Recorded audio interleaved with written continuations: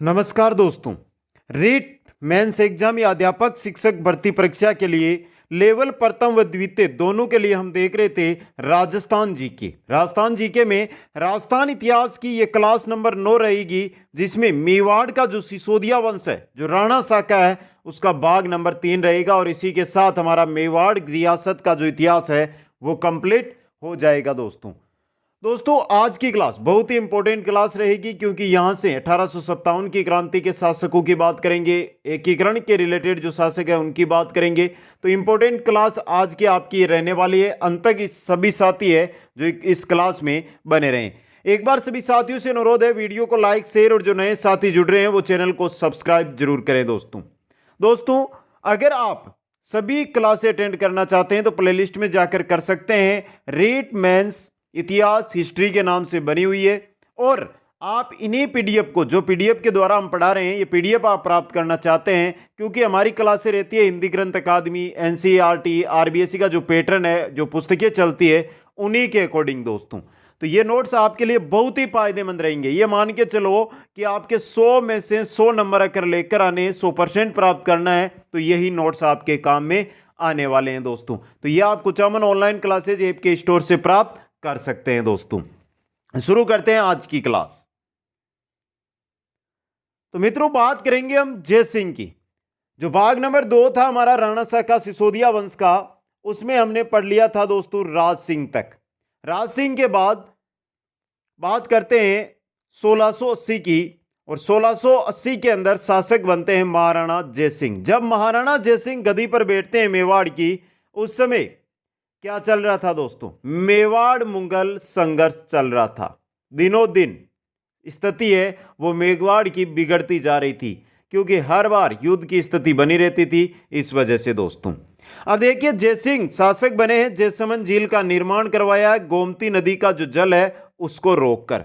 जयसमंद झील का निर्माण राजा जयसिंह यानी महाराणा जयसिंह ने करवाया था दोस्तों। इंपॉर्टेंट चीज आपके लिए ये रह सकती है। इसके अलावा द्वितीय मुगल मेवाड़ संधि हुई, क्योंकि जो मेवाड़ है इसकी स्थिति दिन रात बिगड़ रही थी। इसी को लेकर जयसिंह है वो युद्ध को बंद करना चाहते थे, और औरंगजेब भी थे जो दक्षिण भारत की ओर जाना चाहते थे। इस वजह से वो चाहते थे कि हमारी क्या हो, जयसिंह यानी मेवाड़ के साथ संधि हो जाए, जिससे हम दक्षिण भारत की ओर बढ़ सके। इस वजह से औरंगजेब भी संधि को तैयार थे, और संधि होती है मेवाड़ मुगल संधि 24 जून 1681 को जयसिंह व औरंगजेब के मध्य। दोस्तों आ गया समझ में यहां पर दोस्तों? इंपॉर्टेंट चीज है ये आपके लिए। तो दूसरी संधि मुगल मेवाड़ संधि है वो 1681 में हुई, जयसिंह और औरंगजेब के मध्य। दोस्तों जजिया कर के बदले औरंगजेब को पुर, मांडल और बदनौर के परगने दिए गए। जो जजिया कर औरंगजेब ने लगाया था, उसके बदले जयसिंह ने क्या किया कि आप जजिया कर मत लीजिए, ये 3 परगने आप रखिए, इनसे जो आमदनी होती है वो क्या है, आपकी है। दोस्तों ये थे महाराणा जयसिंह।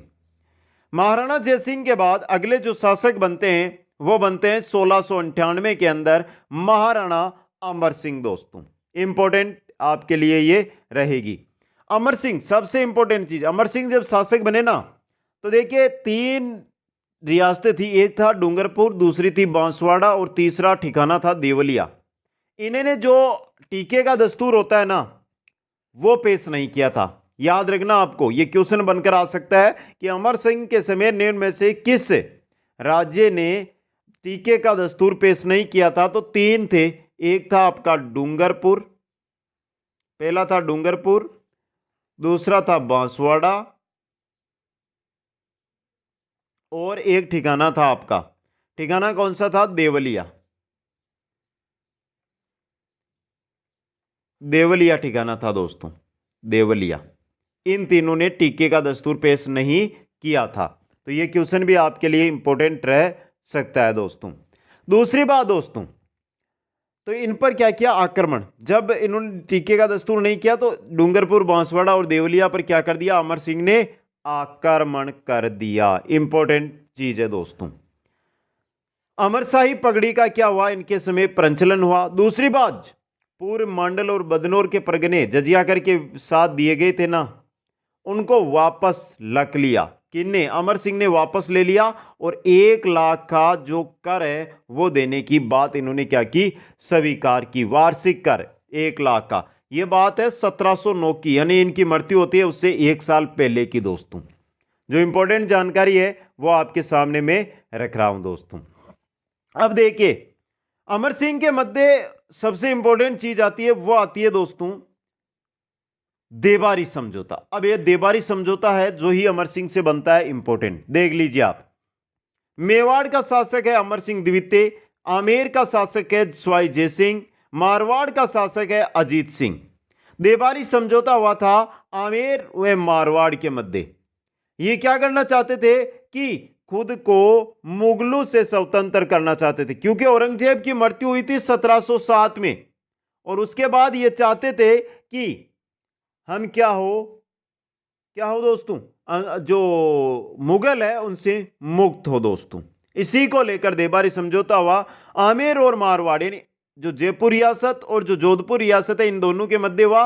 और यह सहायता प्राप्त किससे करना चाहते थे, मेवाड़ से यह सहायता प्राप्त करना चाहते थे। यह था देवारी समझौता। अब देखिए आमेर व मारवाड़ के शासकों को मुगलों से स्वतंत्र करने के लिए तीनों रियासतों के मध्य, जिसमें मेवाड़ इनकी क्या करेगा, सहायता करेगा। यह था देवारी समझौता। इसी समझौते के तहत जो अमर सिंह द्वितीय ना, अमर सिंह मेवाड़ के शासक, इनकी पुत्री थी चंद्र कुंवरी, उसका विवाह किया गया था सवाई जय सिंह, जयपुर के शासक सवाई जय सिंह। एक शर्त रखी गई थी कि चंद्र कुंवरी से उत्पन्न पुत्र ही जयपुर का शासक बनेगा। चंद्र कुंवरी से जो पुत्र उत्पन्न होगा वो ही अगला शासक है जो बनेगा दोस्तों। इंपॉर्टेंट चीज है जो आपके लिए रह सकती है। अब देखिए चंद्र कुंवरी से पुत्र उत्पन्न हुआ था माधो सिंह प्रथम, जो आगे जाकर जयपुर रियासत का बनता है शासक दोस्तों। दूसरी दोस्तों अमर सिंह के बारे में हम अगर बात करते हैं तो अमर सिंह द्वितीय ने क्या किया था। अमर सिंह द्वितीय ने जो सरदार थे उनको 16 और 32 में बांट दिया। 16 प्रथम फर्स्ट श्रेणी के ठिकाने बना दिए और 32 ठिकाने बना दिए द्वितीय श्रेणी के। विभाजित कर जो जागीरें उनकी वो क्या कर दी थी, निश्चित कर दी थी दोस्तों। ये इंपॉर्टेंट चीज है। और 1710 के अंदर अमर सिंह की हो जाती है मृत्यु दोस्तों। ये थे अमर सिंह। अमर सिंह के बाद जो अगले शासक बनते हैं वो बनते हैं महाराणा संग्राम सिंह द्वितीय दोस्तों। महाराणा संग्राम सिंह द्वितीय इंपॉर्टेंट चीज है जो आपके लिए ये इंपॉर्टेंट रहेगी दोस्तों। अब देखिए 1710 से लेकर 1734 ईस्वी तक शासन किया। सबसे इंपॉर्टेंट जो यहां से क्वेश्चन बनता है, संग्राम सिंह के समय ही मराठाओं ने मेवाड़ हो, राजस्थान हो, यहां पर दावे मारने शुरू कर दिए थे दोस्तों। समझ गए आप यहां पर। अब क्या होता है कि संग्राम सिंह है जो उनको बाहर निकालने के लिए एक महत्वपूर्ण योजना हुरडा सम्मेलन आयोजित करते हैं, लेकिन यह भी क्या हो जाता है, उनकी मृत्यु से पहले ही रह जाता है। उनकी मृत्यु पहले हो जाती है जबकि ये काम नहीं करता है। अब देखिए यहां पे इनकी पुत्री थी शंकुतला के लिए सहेलियों की बाड़ी उदयपुर का निर्माण किया। तो सहेलियों की बाड़ी का निर्माण किया था संग्राम सिंह द्वितीय ने। सिसारमा में वेदनाथ जी का मंदिर है वो बनवाया और वेदनाथ प्रशस्ति वहां पर लिखवाई। हुरडा सम्मेलन की योजना बनाई।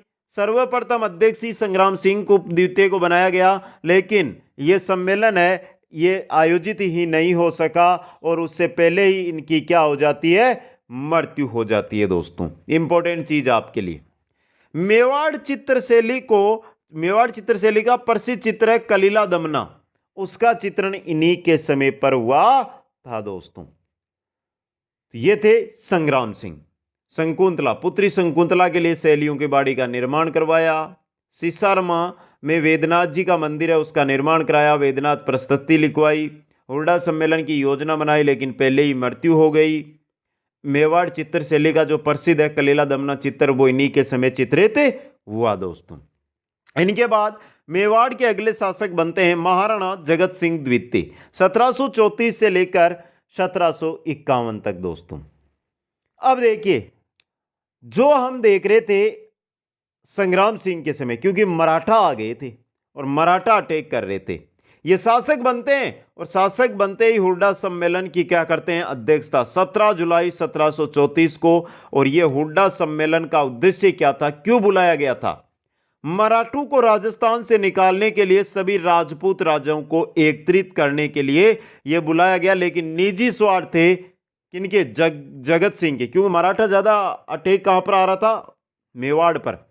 तो इसी वजह से इनका निजी स्वार्थ था, जिसके बाद हुड्डा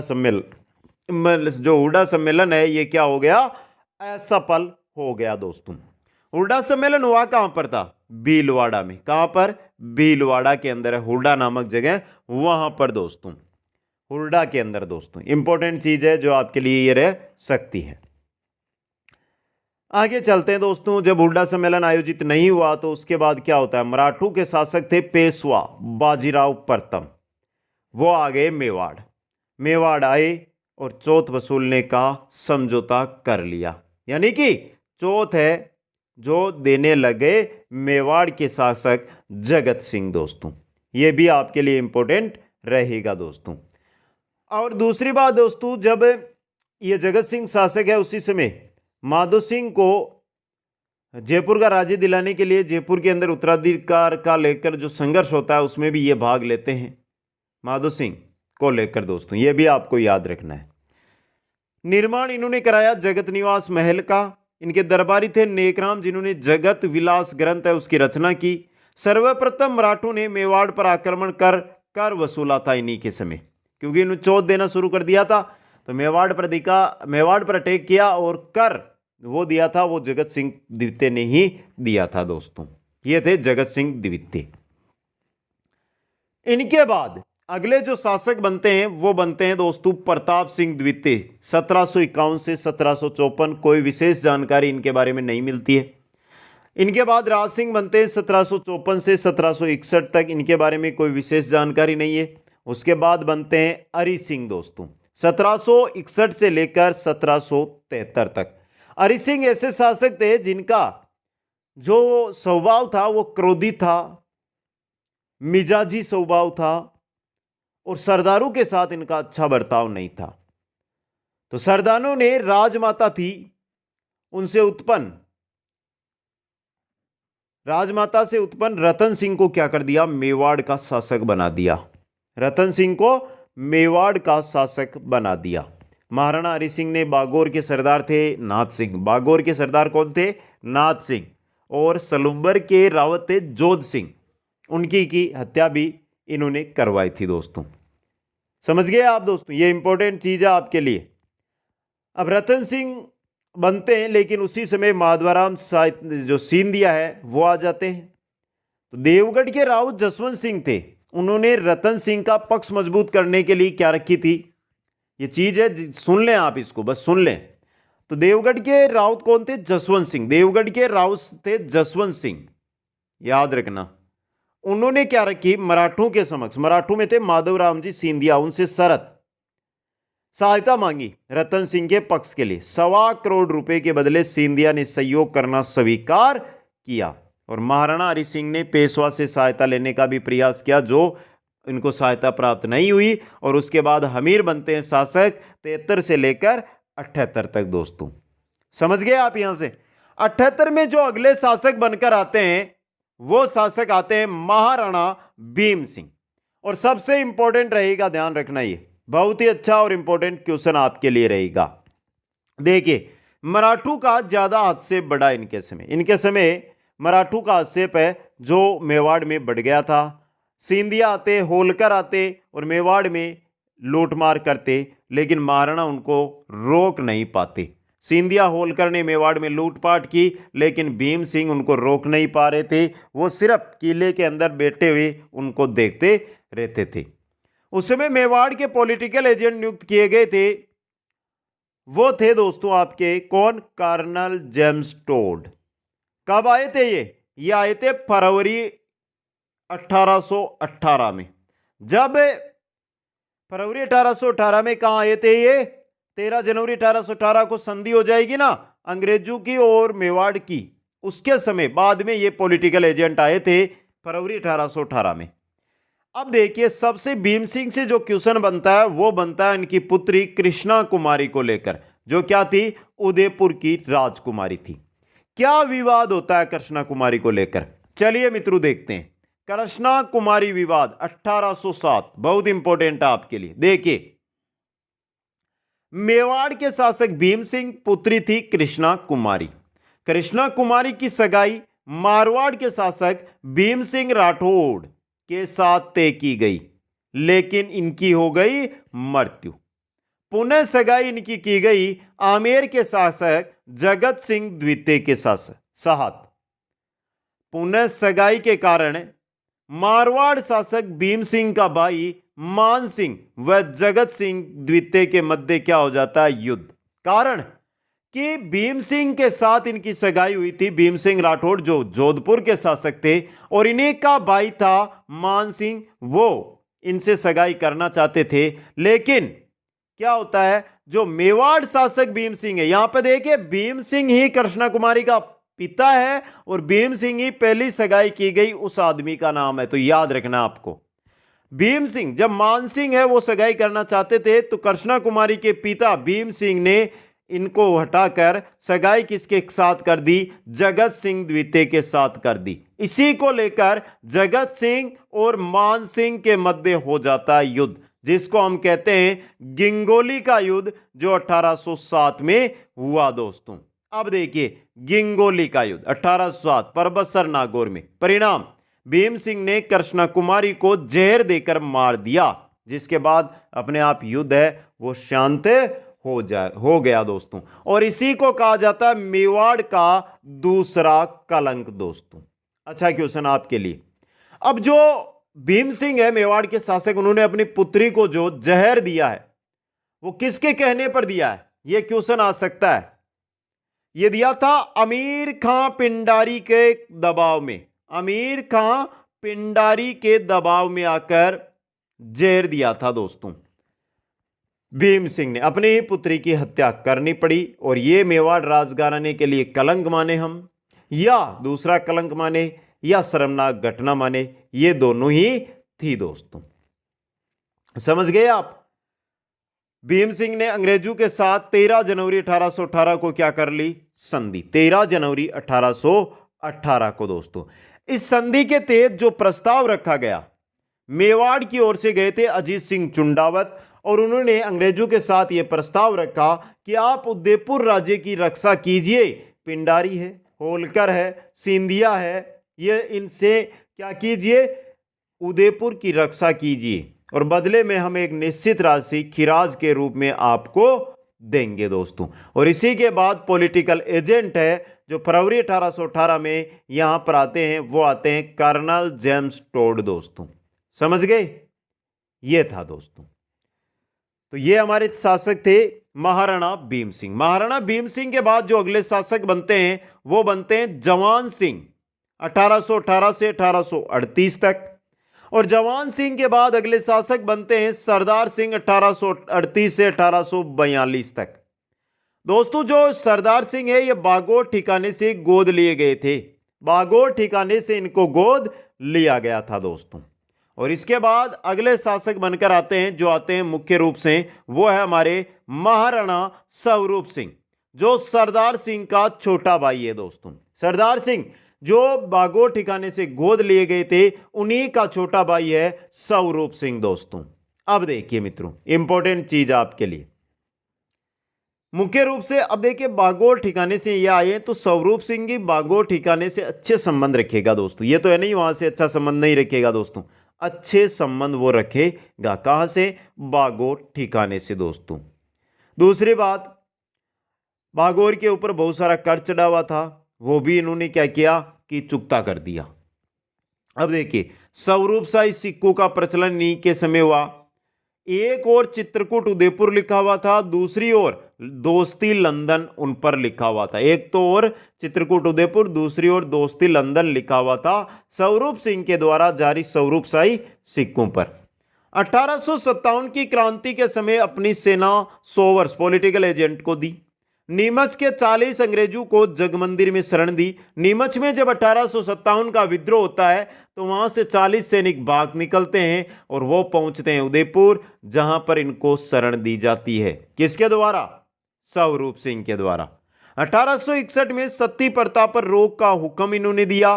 डाकन प्रथा व समाधि प्रथा पर भी रोक इन्होंने लगाई। दोस्तों देखिए, ये सती प्रथा को रोकने के पक्ष में नहीं थे स्वरूप सिंह, लेकिन अंग्रेजों ने क्या किया? अंग्रेजों ने सती प्रथा पर रोक के लिए आदेश जारी कर दिया। दोस्तों इंपॉर्टेंट चीज है ये आपके लिए। लगभग 16 साल तक अंग्रेजों ने सती प्रथा पर रोक लगाए रखी। तो उसके बाद विवश होकर महाराणा को भी हुक्म जारी करना पड़ा 1861 के अंदर। यह भी इंपॉर्टेंट क्वेश्चन आपके लिए रह सकता है। दोस्तों अब आगे चलिए मित्रों, आगे देखते हैं स्वरूप सिंह जी के बारे में। मृत्यु पर पासवान एंजाबाई सती हुई थी इनके साथ। इनकी मृत्यु पर इनकी पासवान थी एंजाबाई, वो सती हुई। जो मेवाड़ महाराणाओं के साथ सती की क्या है? अंतिम घटना।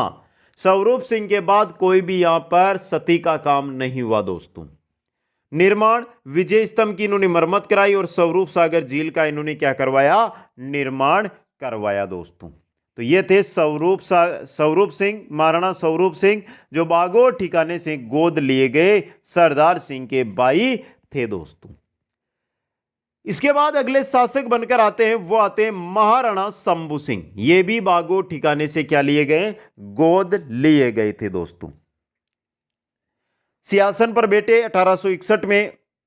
तो 1861 में ये क्या थे? ध्यान से रखना, ये नाबालिग थे। दोस्तों इस वजह से जो राज्य का प्रबंध है वो चला गया पॉलिटिकल एजेंट पर, और पॉलिटिकल एजेंट इनके समय था मेजर टेलर। कौन था? Major Taylor. मेजर टेलर के हाथों में जो है शासन चला गया। दोस्तों ये बहुत ही इंपॉर्टेंट चीज है, सीधा क्वेश्चन आपके लिए बन सकता है। 1863 में इन्होंने शंभू रत्न पाठशाला है जो प्रारंभ की थी। और मित्रों एक जो इंपॉर्टेंट क्वेश्चन है वो रहा, इनको उपाधि GCSI की ब्रिटिश सरकार द्वारा दी गई grand commander star of India की। दोस्तों ये थे महाराणा शंभू सिंह। शंभू सिंह के बाद अगले शासक बनकर आते हैं महाराणा सज्जन सिंह। ये बागौर के महाराजा शक्ति सिंह का पुत्र था। तो ये भी क्या बात हुई? गोद ही लिया गया है। दोस्तों समझ गए आप? और ये भी जब इनका राजारोहण हुआ उस समय क्या थे? नाबालिग थे। दोस्तों ये भी इंपॉर्टेंट क्वेश्चन है। दोस्तों और इनका शासन है, जो शासन प्रबंधक था कौंसिल, उसने चलाया था। कौंसिल नाम का शासन प्रबंधक था उस समय, कौंसिल, उसने इनका शासन है वो देखा।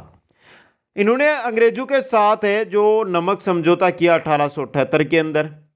महाइंद्राज सभा का इन्होंने गठन किया 20 अगस्त 1880 को, जो मेवाड़ की क्या थी? न्यायिक संस्था, यानी हाईकोर्ट, सुप्रीम कोर्ट, इनकी तरह थी। दोस्तों ये भी चीज आपके लिए इंपॉर्टेंट रह सकती है। दोस्तों 1881 में इन्होंने जनगणना का कार्य भी करवाया था।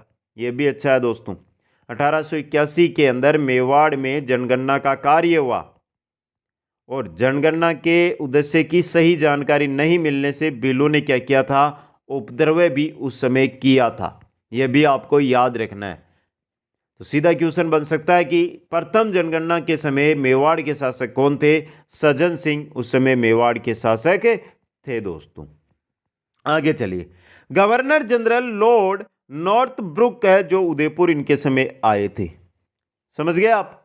इसके अलावा हम पहले पढ़ रहे थे शंभू सिंह। शंभू सिंह के अलावा सज्जन सिंह को भी grand commander of the star of India की उपाधि दी गई थी। दोस्तों Lord Ripon, governor general Lord Ripon जब चित्तौड़ आए थे उस समय, दोस्तों 1881 के अंदर, ये याद रखना आपको।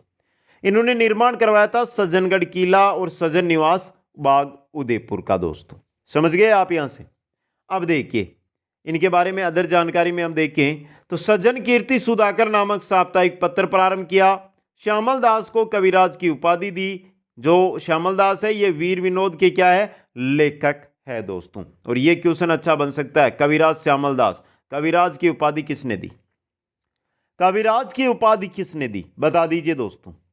अच्छा क्वेश्चन आपके लिए बन सकता है ये। महाराणा सज्जन सिंह ने। दोस्तों तो यह हो गया आपके महाराणा सज्जन सिंह। सज्जन सिंह के बाद अगले शासक बनकर आते हैं वो आते हैं महाराणा फतेह सिंह 1884 से 921 ईस्वी तक।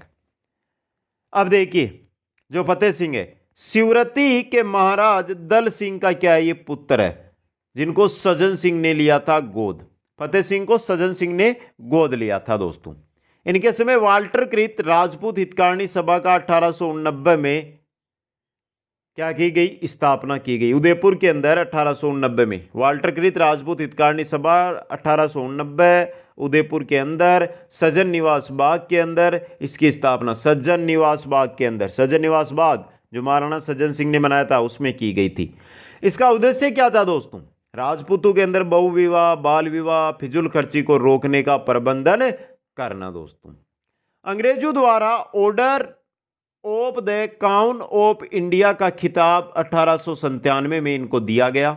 दिल्ली दरबार ब्रिटिश सम्राट एडवर्ड सप्तम का राजारोहण। फतेह सिंह को रोकने के लिए केसरी सिंह बारट ने चेतावनी राज चुंगट्या नामक सोरठा लिखकर भेजा था। जब एडवर्ड सप्तम का राजारोहण हो रहा था दिल्ली दरबार के अंदर, तब फतेह सिंह उसमें जाना जा रहे थे और वहां पर गए भी थे, लेकिन केसरी सिंह बारट ने इनको एक सोरठा लिखकर भेजा, चेतावनी राज चुंगट्या। तो दिल्ली जाने के बाद इन्होंने जो राजारोहण का कार्यक्रम था उसमें भाग नहीं लिया और वापस वहां से निकलकर आ गए दोस्तों। दूसरी बात दोस्तों, 1897 में बिजोलिया किसान आंदोलन है वो शुरू हो जाता है 1897 के अंदर। यह भी इंपॉर्टेंट क्वेश्चन आपके लिए रह सकता है। इन्हीं के समय हुआ बिजोलिया किसान आंदोलन दोस्तों। आगे चलिए और देखते हैं फतेह सिंह के बारे में।